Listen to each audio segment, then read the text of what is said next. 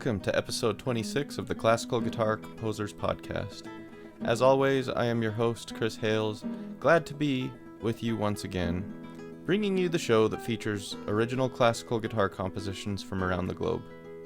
If this is your first time joining me, the way this show works is if you have an original piece for classical guitar, you just simply send an MP3 recording of your piece to chris@classicalguitarcomposers.com. It's that simple, and I feature it on the show. I'm not going to critique your music, we're just going to play it.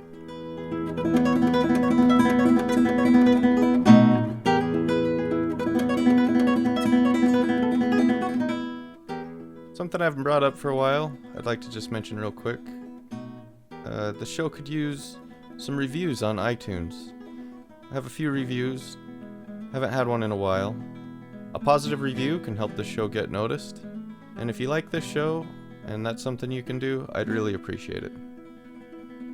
And if you don't like the show, feel free to leave a bad review too, but I'm mainly asking people who like the show. I did notice there's a 1-star review on there. Somebody really dislikes the show, but they didn't leave a note, so I don't know why.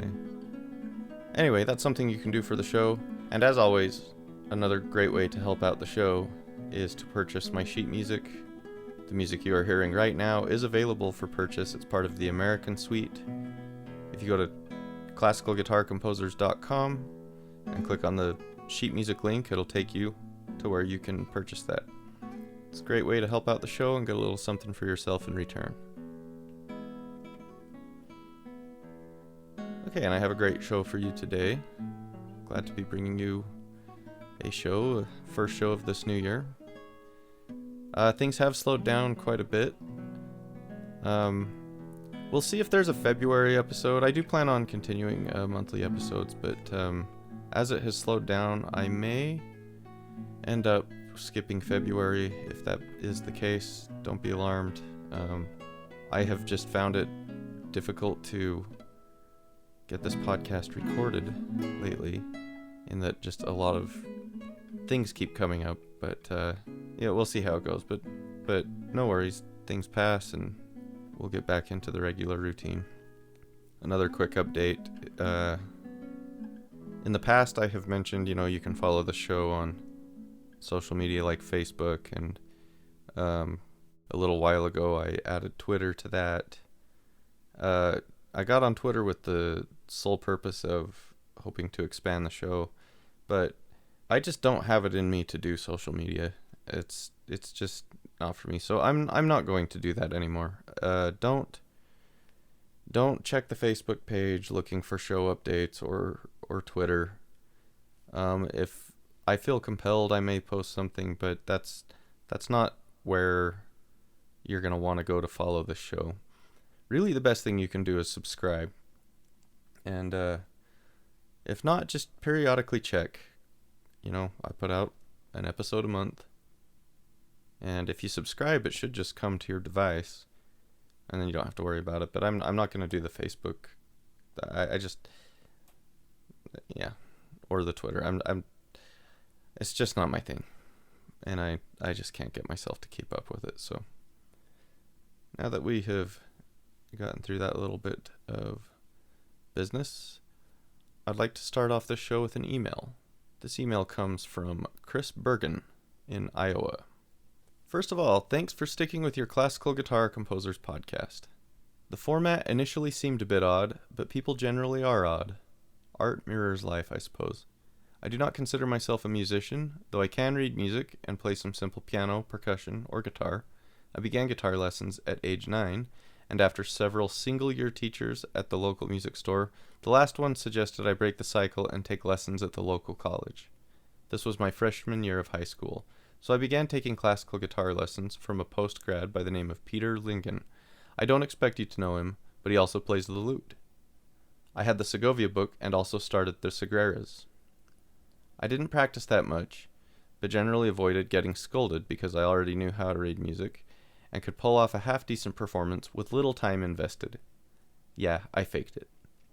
Unfortunately, a year later, before I finally got serious, my family moved to a town that had no classical guitarists, There was a jazz guy, but I didn't appreciate that genre at the time and dropped the guitar a few months later. It never occurred to me that I had some great method books and could teach myself for a while. So I still have the guitar. It's a great student Gibson, which cost nearly $500 in 1974, $2,700 today. My organist grandma had a music store and got a deal. Currently, I drive a truck for work and wouldn't want to lug it about half the country and Canada. Yep, that sums up my 2020. So I listen to a variety of podcasts while I drive, yours included. About movies. Did you see the Tarantino film where that 1870s Gibson was destroyed, The Hateful Eight? I read a post where a museum curator said it was common for films to pay for a curator to be on site with the loaned pieces, so the museum was partly to blame that one of the 6 mock guitars on set weren't destroyed instead. It's a small consolation that those moments before the destruction the guitar was played and recorded on film by Jennifer Jason Leigh. It's a single-take scene that lasted nearly 4 minutes, and Tarantino used it in the film, of course. I think they settled for $40,000, but I'm not sure. Another film you should see is a Cold War drama from 1988 called Codename Kirill, starring Edward Woodward. It's about spies and double agents between Britain and the Soviet Union. A merry chase with surprisingly few deaths. It opens up with a classical guitarist who gives concerts in many countries, playing the obligatory Asturias among the pieces. He's also one of the couriers carrying state secrets across the Iron Curtain. The guitarist isn't a main character, but does pop up regularly. He's played by Sven Bertil Taube, a Swedish actor/musician who's still alive. I'm sure I pronounced that name wrong, but very cool. I think it's a very good film, or miniseries, as it's almost 4 hours long. And if you're into international relations, you might think the final several minutes of the film are horror, so there's that too. You should make time to watch it this year.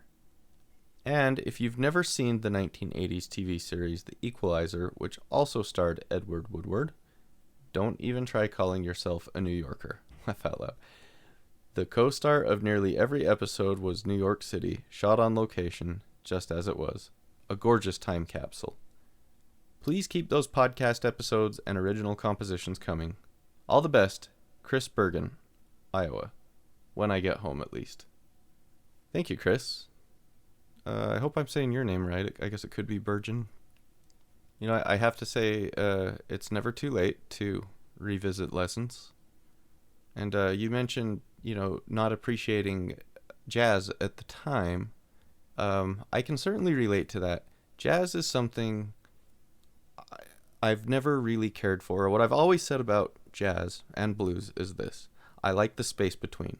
I don't necessarily care for the blues all that much, but I love the jazzier side of blues.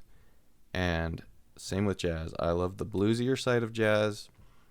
I can really appreciate the musicianship in jazz, but it just doesn't move me. It doesn't really do it for me. However, I have gained a much bigger appreciation than I had when I was younger for it.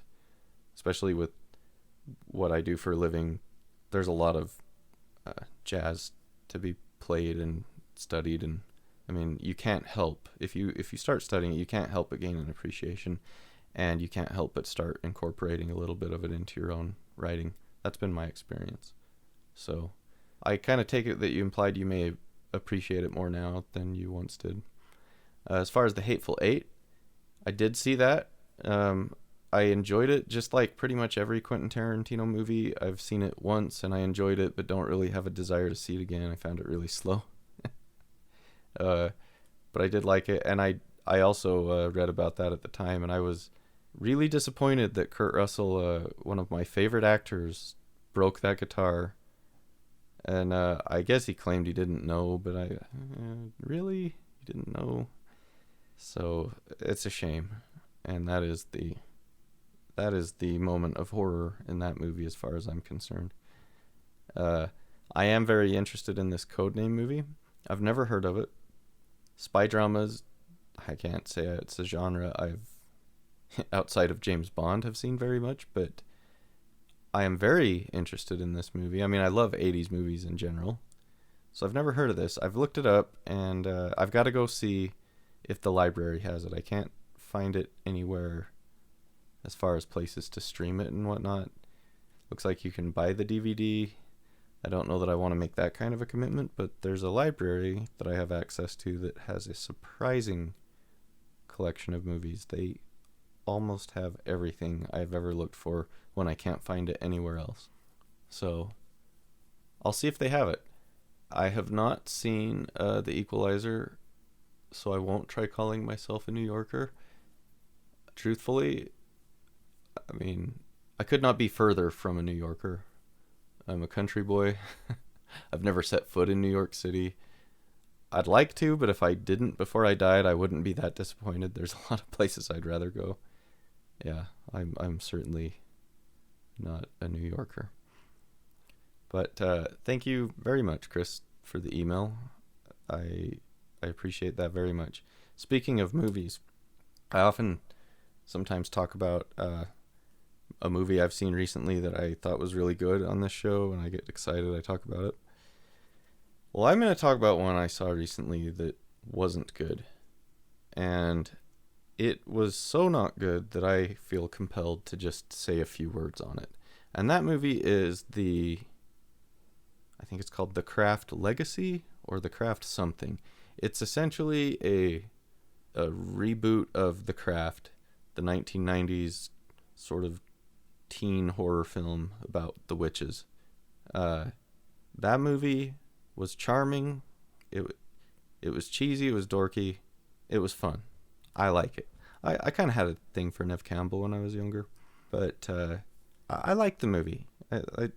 It might be a little bit of a guilty pleasure, but so when I saw they had made this sort of sequel to it / reboot, it looked fun. The trailer made it look very fun. The movie I saw was not fun.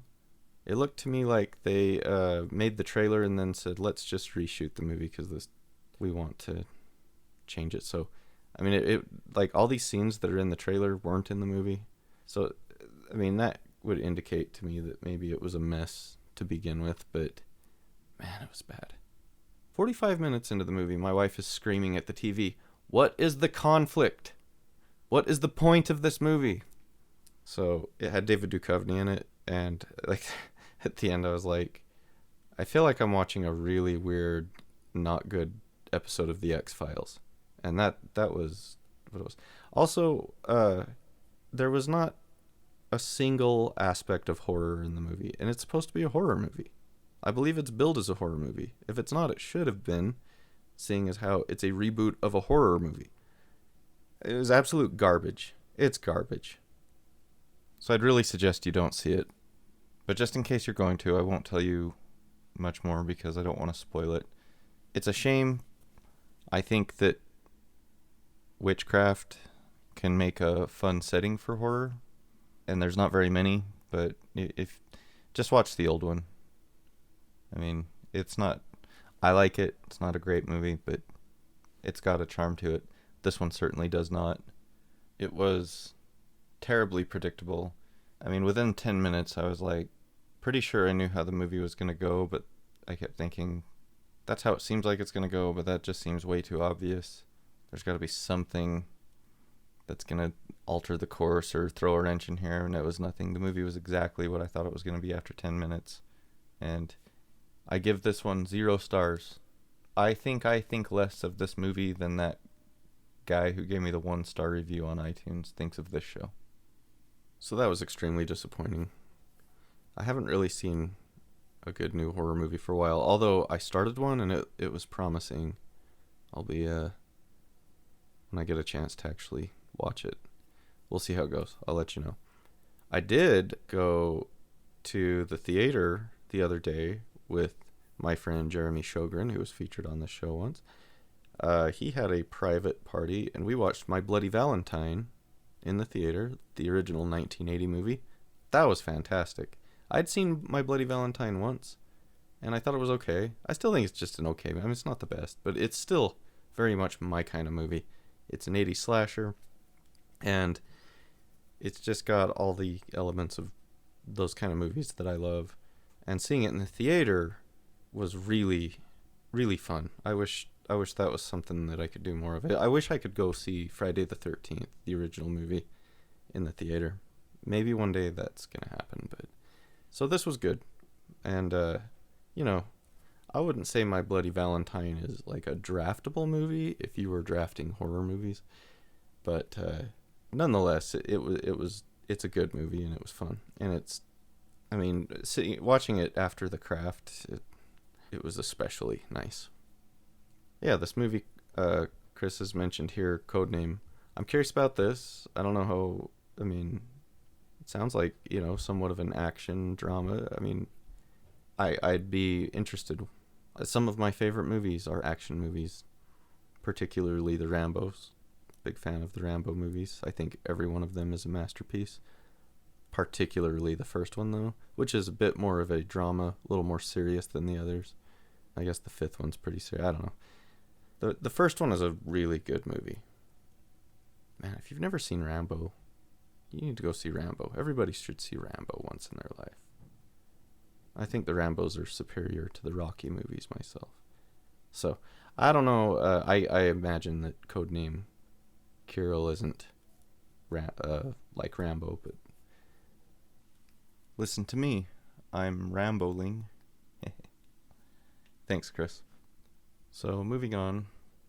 I had mentioned in the previous episode I'm working on a piece right now, and through no problem of writer's block, I haven't made any more progress. It's just been finding time. My schedule's just kind of been thrown off, which mainly began with Christmas time. It always kind of puts a wrench into routines, and then I'm still trying to work out the current one now with the new year and new schedules for the kids and whatnot.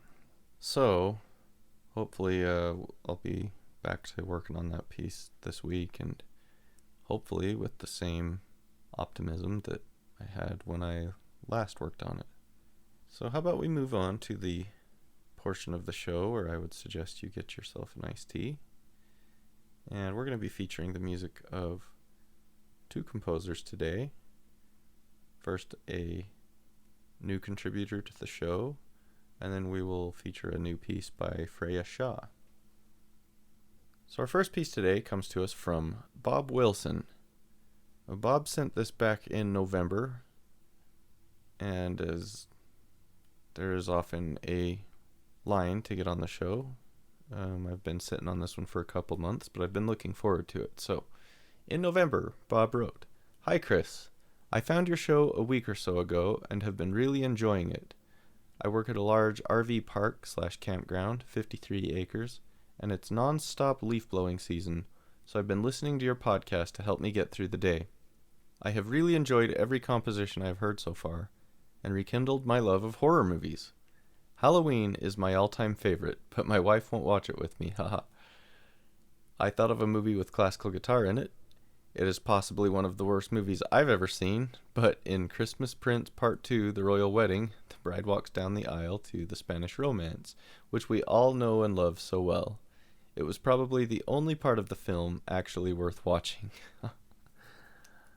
The show has really rekindled my passion for composing, and was the kick in the pants I needed to start recording my pieces. Sadly, however, when I went downstairs to record some of my pieces for the show, I discovered my mic had died. It would sound like classical guitar in a wind tunnel. So now I'm on the hunt for a new mic, and will hopefully have some more contributions over the coming months. I do, however, have a recording of the first piece I ever wrote for the classical guitar. It has since been changed, and I have added 2 more pieces and made it into a suite, which I will record to send in as well. There's actually a pretty cool story behind this piece. My wife and I had been trying to have a baby for about 3 years, and had recently thrown in the towel. While on vacation, I had been working on the Tango by Albanese, and was at the same time playing around with writing my own tango. After some frustration, I realized that it wasn't a tango I was writing, and that it worked better as a lullaby. So I straightened out some rhythms, made a few changes, and the rest just fell into place over a couple of hours. I named it Lullaby and was quite happy with it. A few weeks later, my wife called me at work to tell me she was finally pregnant. When we looked back to figure out when it happened, it was on that vacation where I wrote the lullaby, which would turn out to be for our new daughter. She is 2 now. After she was born, I made some revisions, and I wrote 2 more pieces to go with it to make it a suite. I will send the score along with the rest of the suite when I record it. For now, here's the first movement, which works fine as a standalone piece. I hope you and the listeners enjoy it. I am caught up with the show now, and look forward to hearing more episodes in the future. Cheers. Bob Wilson, Vancouver Island, British Columbia, Canada. P.S. I hope my name isn't too hard to pronounce. No, I think I got it, Bob. Thank you so much. That is a really cool story about how your daughter came to be, and no doubt that the magic mojo of the guitar played its role. So that's really neat, and I really appreciate the kind words as well. So Halloween being your all-time favorite, I have to assume maybe you've listened to the Halloween special from the most recent one. It was, of course, my number 1 choice in the horror movie draft, and I have to say it's one of my all-time favorites. I'm partial to The Thing. I just love The Thing, but Halloween is up there. It's a great movie. I'll probably pass on the Christmas Prince. I did ask for suggestions of movies with classical guitar in them. I got one from Freya a while ago, The Two Popes, which I still don't know what that is. I think I looked into it and didn't find it too interesting. I didn't get much of a surge of desire to see it, but I don't really remember why, or if I'm even remembering correctly. I am intrigued about the one suggested today. Anyway, nonetheless, Bob, I really hope you are able to get a usable microphone, and I look forward to hearing the rest of this. But for now, here is Lullaby by Bob Wilson.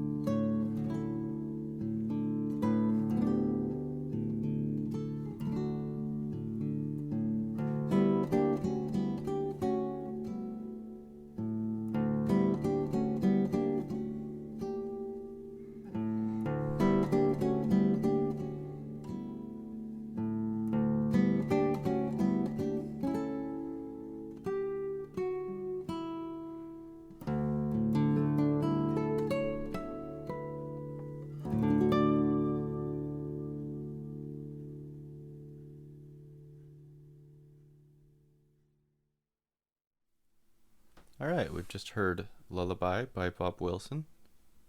Thank you, Bob. And I could certainly hear the remnants of the tango in that. And it was very nice. I was just thinking, that Albania's tango, it's got a bit of a lullaby quality to it too. I mean, that one is titled a tango, but it's certainly not like what comes to my mind when I think of a tango, as far as like, I would picture like Gomez and Morticia Adams dancing. You wouldn't have that with the Albania's tango. Anyway, I'd never really thought about that before, but there is a bit of a lullaby quality to that piece. And that was very nice, Bob. I also would say that was a very nice recording. I'm curious what you used to record that, or where you did it. If that was your mic that had died, I hope you're able to get another one. Anyway, thank you, Bob. I'm looking forward to hearing the rest of that in the future. It's very nice. Okay, and now moving on, we are also featuring a new piece from Freya Shaw. Also, an email that came in a little while ago, so as you'll be able to tell from this. Hello, Chris. Hope you're having a wonderful December. I wanted to share my first installation in the works. I've been exploring ways in which I can make sound and music more immersive. Thus I experimented with playing different isolated sounds through multiple different speakers. I wrote a piece including classical guitar, various syntheses, and the soundscape of a river and forest at night. Each sound is assigned to a different speaker and placed around the room against the wall at different heights. There are 8 speakers in total. With the help from my uni technician, I have also produced an animation to be projected across 3 walls of the room. The animation follows the story of the listener exploring a forest at night and looking up to the sky to imagine the stars and planets above. I'm hoping to complete the piece in January in a space in my university. I've already been working on improving the piece for future works so I can better my exploration on improving immersive sound. I am hoping to use the university's virtual reality lab for my work too. If anyone has any suggestions on any improvements or questions on my work, I would love to answer. I will send you my stereo recording of the piece. I hope you and all your listeners have a peaceful Christmas. Keep smiling. Thank you, Freya. I certainly did. I hope you did as well. It was quite lovely, actually. I took some time off and just hung out with my favorite people. And it really was what I needed. So, I'm looking forward to this. Just listening to your description, Freya, it reminds me of, was his name Charles Ives, I believe? The composer who had a lot of direction with his pieces, and a lot of the time they weren't even technically possible, but they were more theoretical. Or like, this instrument needs to be played facing this other instrument across a ravine or something like that. Anyway, not to say this is the same thing, but just brought that to mind, something I hadn't thought about in a long time. So, having said that, here is a new piece by Freya Shaw.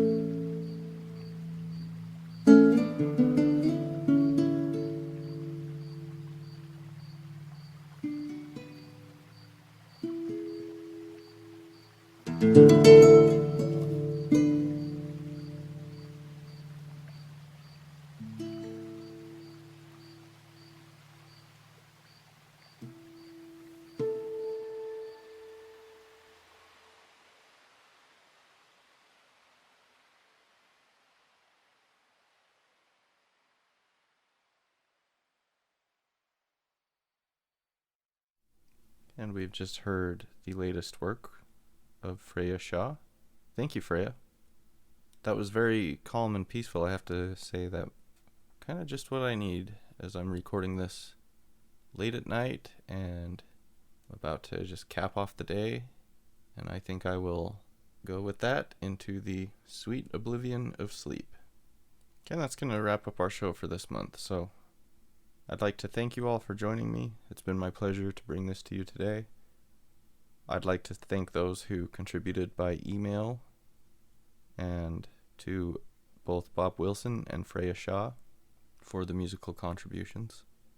Remember, if you have a piece you'd like to submit to the show, just simply send an email with an MP3 recording to chris@classicalguitarcomposers.com and I'll get it featured on the show.